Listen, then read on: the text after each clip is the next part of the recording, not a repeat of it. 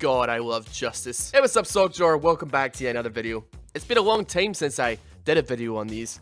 And you know what? People do seem to occasionally like some unjust people getting their comeuppances. And I decided I was going to take a break from streaming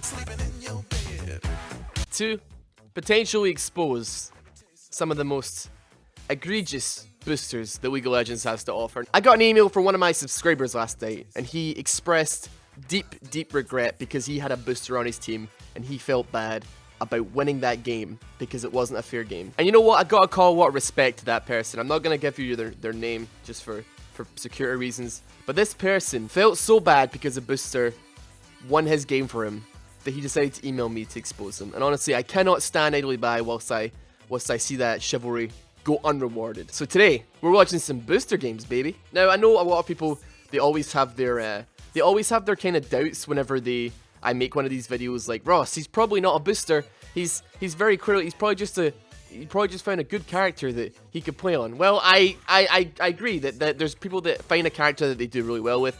For me, I was pretty much shit on every single character, and then I started playing Pantheon, then I started just one-clicking my way to victory, and I got to plat doing that. But still, this person was bronze last season, has absolutely no games, right? Okay, let's have a look, right? No games on Vladimir, no games on Kha'Zix, not a single game last season. And then all of a sudden, 22-3, 19-8, 20-4, 23-3, 21-3, 13-1, 22-6, 20. This person has gone from like mid-fucking bronze, low bronze, to silver, mid-silver, about the space of a day. 10-0, 11-3, 12-4.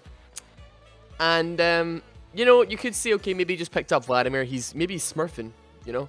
There's one very telling thing to me when it comes to boosters, and you should keep an eye out for this as well, if you ever suspect a booster to be in your games. Take a look at the summoner spells. D for Flash, F for Ignite. D for Flash, F for Ignite. D for Flash, F for Ignite. All of these are the same thing. D for Flash, F for whatever the other spell is, right? Very, very similar pattern here. But then you go back down to where he isn't playing ranked. ARAMs. F for Flash, D for the other spell.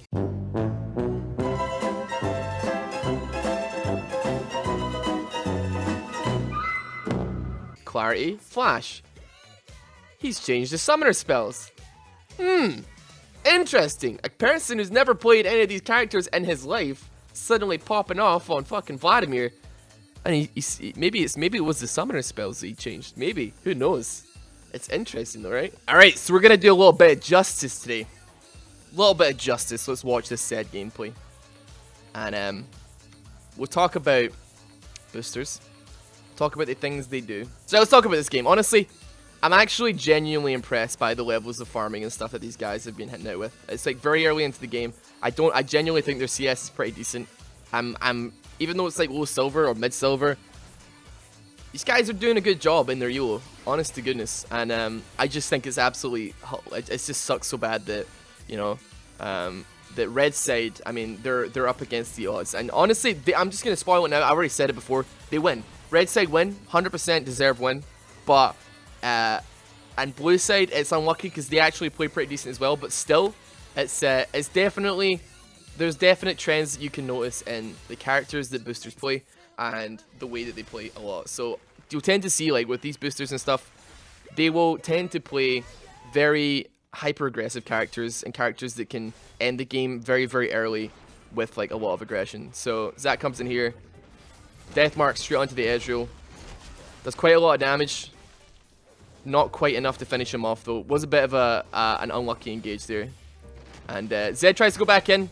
Doesn't manage to get it, but Flash Ignite managed to get it as well. I think they popped a barrier as well. But still, yeah, you're going to see hyper-aggressive characters. Like characters like Kha'Zix that can make use of the fact that players overextend or roam the jungle on their own. They just counter jungle really hard, catch the jungler, abuse the jungler constantly, and basically just snowball off of the enemy jungler alone, then transfer that to lanes, and basically just like the laners on that person's team don't have to do anything, because this guy is like coming out of jungle like 3-0 already, and he's just like one shots the top laner, and then that person's got a free lane. Like, maybe comes back again, kills them again, and the person doesn't have to do any. There's no input from the teammates, the boosters, top lane or anything. He's just kind of there. He's just pushing. He's basically just a push bot, and that's pretty much it. As well as that, you got like characters like Zed, who can snowball really early, and they're not necessarily like hyper late game carries, just characters that can make a lot of impact really early on in the game. So like Kha'Zix might not be quite as good at late game, but it's not about late game scaling in this. These guys want to end these games fast because they want to get the LP quickly, and they want to like make sure their job is finished fast, right? As well as that, this person plays a lot of Vladimir. Vladimir, obviously a character that can pressure a lane really hard, a character that can harass and sustain, and as well as that, has very little risk in doing so. So obviously, he gets ganked, pulls at the right time, dodges the stun, flashes away, completely fine. Tower dive really easily, and with that, it also they kind of abuse the fact that a lot of these players, especially on a character like Vladimir, abuse the fact that a lot of players don't know how to deal with lane pressure. Myself included, I'm not very good at pressuring back when it comes to lanes, but so obviously you're getting pressured by Vladimir. Vladimir, when he gets like a couple levels in his Q, he's really difficult to deal with because his sustain is really hard. Like his sustain is really high, and he's really hard to trade with because he just gets his health back from the trade regardless. So it makes your trades feel like it's not as worth it. But instead of playing a little bit safer and playing a little bit passive and just trying to farm up or whatever, there's a lot of times where a player will try and trade back instead of maybe getting help from the jungler or their mid laner, and as such, they kind of over push or they go for CS, and then Vladimir punishes really hard, and they come back for CS when they've got like 25% health, and the next thing you know, he's like proto belting on you, he's dropped the hemorrhage, he's dropping QE, and you've just been burst to smithereens. And like Vladimir is a character that can very easily 1v3 if you give him a bunch of kills early on, and he can like get to that point, that 1v5 point, a lot faster if he's playing against players that don't know how to survive in lane. And that's something that I've been trying to learn a lot more about recently. And I know I'm not the best player in the world, I'm like hard stuck plat 5, but when you realize that the lane is kind of getting out of control for you, it's good to just try and get the XP, because the XP is worth so much more than just the gold, and it's not worth dying over 3 CS is pretty much what I'm trying to say. There's a thread on Reddit, I believe like a couple weeks ago or a week or two, and it was basically about this this bronze 5 player who was challenger in flex queue, and I remember seeing it and I was just laughing so hard because I just didn't understand it. I just don't personally see the appeal or the understanding and boosting. It's bizarre to me because I don't know. I mean, I'm hard stuck plat 5, right? I could easily buy my way up to diamond if I really want to, and then I could be like, oh well, I'm diamond, so blah blah blah. But honestly, God, where's the satisfaction? I'm trying to get better as a player, and I'm not a good player. I'm better than average, like by and large, right? But this person got to challenger and flex for what? He's not exactly gonna get the jacket. He's not gonna get the challenger jacket or anything, is he? Because like Riot are gonna take one good look at that player and be like, he's bronze 3. No, we're not giving you that. And I don't even know if you can get a jacket for flex, to be honest. But I mean, I guess you just wanted the border or something, or God knows why the hell you even wanted it to begin with, because it probably costs a lot of money. But I don't know. For me, ranked in League is a bit of a journey of like, not a journey of discovery exactly, but it's certainly a journey that I want to learn stuff and I want to get a little bit better at the game. And I feel like being plat 5 kind of works to my advantage as well, because I make a lot of boosted plays, right? I make a lot of stupid plays, miscalculations, don't control my mana, engage, don't have vision control, like overextend, too hyper aggressive, tower dive when I obviously shouldn't. But I think a lot of people give me a little bit of slack because I am plat 5, and I am still in that position where I am still learning about the game and trying to learn how to get my mechanics a little bit better. But if I was like diamond, if I just bought my way to diamond, like people would be like, this guy's supposed to be diamond and he's making plays, even at this elo, even at like silver, would be very, very questionable. And yeah, so I don't know. I don't see the appeal in it. I mean, I know that a lot of people do it to get the rewards at the end of the season. But honestly, man, you can go to buyelo.com now, get me good at the game, all you want. But I mean, you're risking your account, and it's undoubtedly not worth it. Now, actually, Zed made a really stupid play there. He tried to all in, but he didn't have death mark up. I mean, even for silver, this guy, I mean, I don't know what elo this guy is. I'm assuming he's probably around like the low to mid diamond range, because I genuinely don't know what he could be. But yeah, tried to all in, overestimate his damage. Tank tower all day long, probably not a good idea. But yeah, I know a lot of people were probably a little bit weird about me whistleblowing. You know, I get, obviously, in the last couple ones that I've done, I mean, they were a long time ago, they're quite a while ago. It has been a while since I've actually done this. But, yeah, people were like, why are you doing this? Just let people do what they want, or you don't have any hard evidence. And therein kind of lies the issue. I mean, people seem to be very passive about boosting. And Ezreal's coming in here, sorry. He's coming in. Maokai 3v1 right now. They dropped the Zac, but he's still got passive. Ezreal's not hitting the blobs. Face checks the bush. Gonna get killed by Aurelia. Good job. I mean, he should have just killed Zac there, to be honest. I don't know why you went for that. I think he just tunnel visioned on his Zed. But yeah, people are like, I mean, people are oddly passive about boosters and stuff, and it's kind of bizarre to me, just because I have like a pretty clear stance on it that I don't agree with it in any capacity. But I made a video about the guy that was int feeding. You know, I made a video not too long ago, got 100,000 views, and the reception was very much overly in favor of this guy should be stopped because he's ruining games. And I don't really see what the difference is between ruining a game for your own team and ruining a game for the other team by intentionally playing at a lower elo than you should be, just to win, so you like get higher and higher. Now I understand Smurfs, but I'm okay with Smurfs to a degree, as long as you don't intentionally lose to keep yourself at a lower elo. Because I mean, a lot of the higher the pro players and stuff, they have Smurfs because queue times are shorter and they just want to play, and that's fine, because a lot of the times their Smurfs are sometimes at the same elo as as their mains, or even higher, or just a little bit lower. So it works. It kind of works out perfect. It like works out well for them. Even like Riot seem to have this really passive stance on boosting. Like, I don't really remember any times where they've kind of like tried to stop it happening, and it kind of like sends 6 mixed messages, because, you know, you think that there should be a very clear stance on do not do this thing.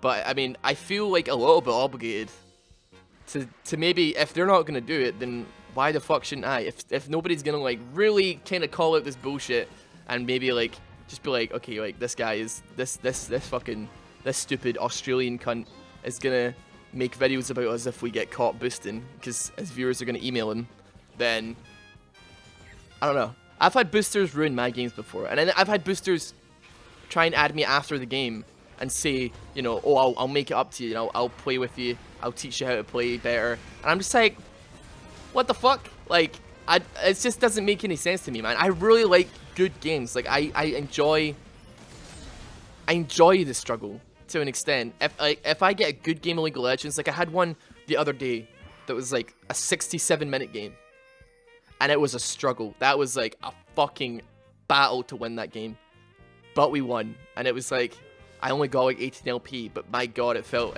like a fucking personal journey from start to finish. Like, it was, everybody was so invested in it. Everybody was like, holy shit, this game. And it felt good to win. And I cannot imagine how bad it must have felt to lose after like all that time. But, you know, I'm sure we've all had those games that, you know, it makes it like everything kind of feels worthwhile. It just feels like such a satisfying victory. And I'm kind of like, okay, well, you could buy yourself up to diamond. You could spend like $400 to get yourself to diamond. And then you're going to spend that entire time in diamond getting shit on in lane, getting completely destroyed.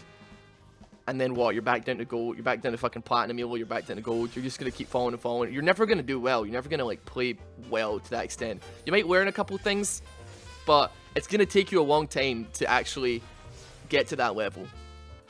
And by the time you've actually learned, you've probably already been demoted down already. So yeah, honestly guys, if you want to give some stories about your struggle in solo queue, down below, I want to read some success stories. I want to read some fucking success stories from you guys in the comment section about times, battles you've had in games, long ass games, tough series you've won, games that you've carried solo despite the odds, comebacks, any positive stories, man.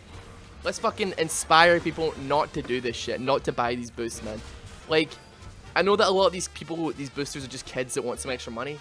But, dude, you might not realize it, but you're ruining the game for 9 other people. Like, those 4 other people are like, yeah, we won. But I guarantee that if they were on the other team as well, they're gonna have that karma's gonna come back and get them eventually.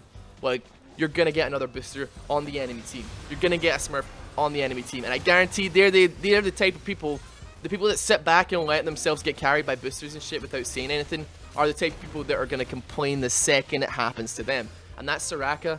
The Soraka, not in this game actually. There is one in this game. I don't think it's the same person, but the one that emailed me, man, that's a good person. That is a fucking and that's a person with integrity. That's a person with like morals in this game, man. And I know it sounds retarded because I'm saying like, oh, it's just a video game and there's morals and shit. But people have a lot of emotional investment in this game, man. So like, this, why even ruin it? But honestly, red team have just picked up the dragon there. It's 29 minutes into the game.